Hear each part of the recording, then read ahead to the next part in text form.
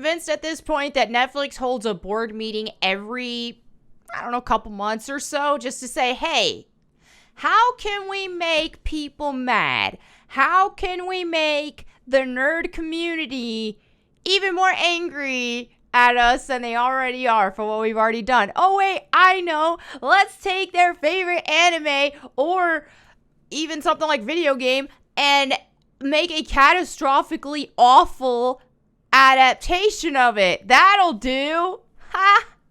Alright, let's dive into today's video because now they are coming for My Hero Academia. Wasn't enough to ruin Netflix, or to ruin Netflix already ruined. Wasn't enough to ruin Death Note. My heart. Why wasn't enough? No, they want to ruin it twice because they're going to do it again, which I already made a video on that months ago when they announced that. It's not enough to ruin Cowboy Bebop or a number of other anime live-action adaptations that they have attempted. Now, My Hero Academia. All right, let's dive into this article here. It says Netflix boards My Hero Academia live-action movie from Legendary. I do like Legendary a lot, but do I have hope for this, especially with Netflix tied to it? No, I do not. And My Hero is amazing. If you guys have not watched that, I do advise it, especially for those of you who are fans of comic book superhero stuff in general, which I know a lot of you are because some of y'all have come over from like Critical Drinker or Nerdrotic or people from that group, and which is a lot of comic book fans, right? So if you're big into like superheroes, this is better. My Hero Academia is better than anything any modern, Marvel and DC is coming out with, for the most part, with rare exception.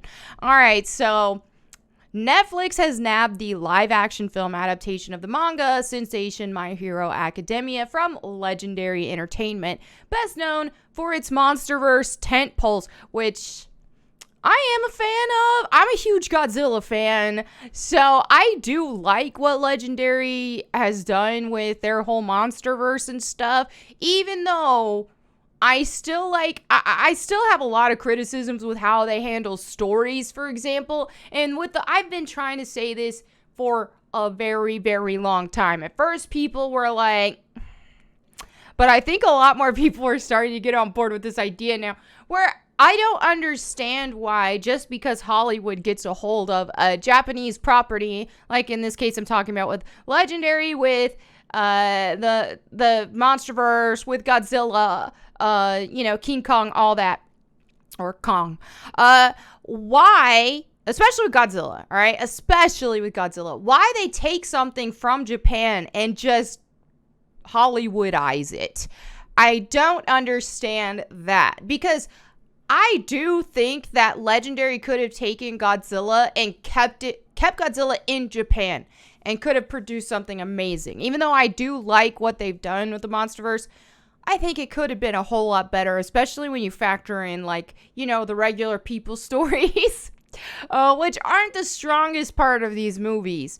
But why couldn't they take Godzilla? Why couldn't Hollywood still make a Godzilla movie based in Japan, hire Japanese actors? You can have a sub or a dub. I mean, enough people watch subbed anime or dubbed anime. You cannot tell me this won't work. There are so many weebs in the world, all over.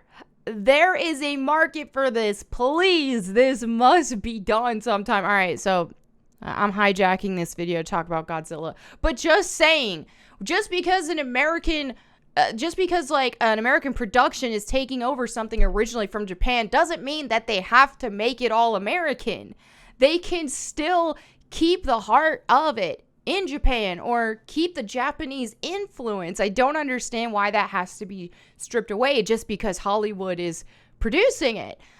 There's a reason people liked Godzilla in the first place. It's in Japan. There's a reason why people like a bunch of anime and manga in the first place. And so removing set elements and removing the elements that are, Japanese culture, this, that, and the other, it really transforms the piece beyond recognition. In this case, where it's like Japan typically does a better job lately with their entertainment than America is doing, with rare exception. And that's because Japan is focused a lot more on actual entertainment as opposed to what America has been focusing on lately, and that is just pushing an agenda and pushing woke ideologies into everything they create.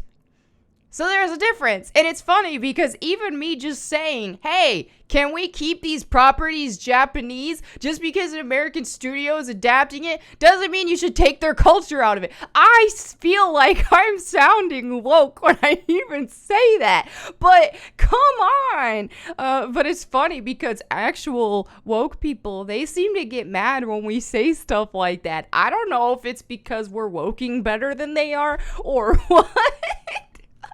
But it's just like, they just can adjust and change things as needed. They want to respect culture unless it's Japanese culture. Then suddenly, no, they don't care about respecting culture anymore. What's the difference between this and then them and then, say Hollywood adapting an African source of entertainment, say like an African lore or something like that, and Americanizing it, right? It seems like woke people would really be fighting against that, but why aren't they? Where's that energy for when they do the same to Japanese culture? Interesting. All right, so Joby Harold is penning the screenplay for the live action feature, which will be director and executive producer Shinsuke Sato's English language debut, and we'll see popular manga property jump to the live action movie realm. Harold's credits include Obi-Wan Kenobi and Army of the Dead, which, by the way, on my woke tangent, if I can get it done enough today, because I'm going to prepare for tomorrow's video. At the time of me recording this is the goal, but it might end up taking a little longer because I have to prepare a bunch of stuff. I'm going to go in on some woke stuff. But I really want to do it right and do like an actual PowerPoint just to show a lot of the points I'm making and why wokeism is its own religion that directly contradicts the Bible. And that's like the one of the big purposes of it. So I will be ready for that. Anyway, let me go ahead and continue. Netflix earlier backed an adaptation of the Japanese manga Death Note, which was, I wouldn't even waste my time with it. I saw what they did with the trailers and little clips that they released to promote it. Seeing the way that they changed L and they changed Light Yagami, which is even more egregious, in my opinion, in this case, is just changing Light Yagami's personality, changing some of his reactions, and changing some of his motivations.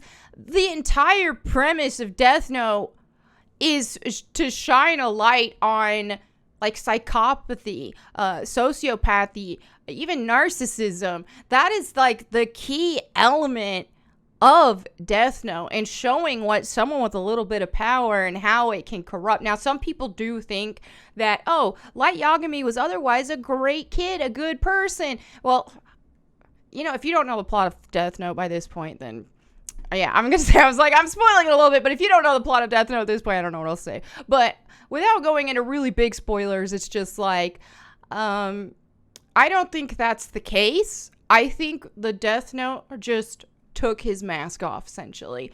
The Death Note showed what he was capable of and the kind of person he was the entire time. It didn't take a good character, a good person, and make him bad. Inherently, it just brought that out of him, but it was already in him the whole time, because no good person or a person who cares about other people would be able to do the things that he did. Now, some things can for certain corrupt us, especially when you're talking about, who you hang out with.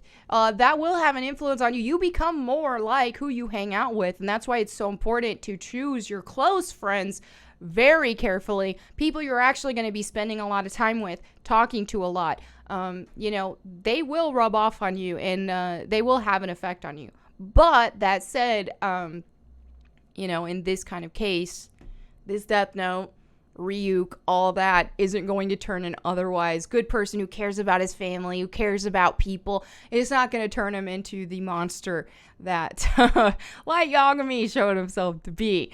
All right, so let me go ahead and continue further. I've spent this whole video talking about everything but My Hero Academia. But, all right, Legendary bought the rights to a live-action adaptation of My Hero Academia in October of 2018. The adaptation will be produced by Legendary's Mary Parent and Alex Garcia and takes place in a world where 80% of people have devolved a devolved power called a quirk.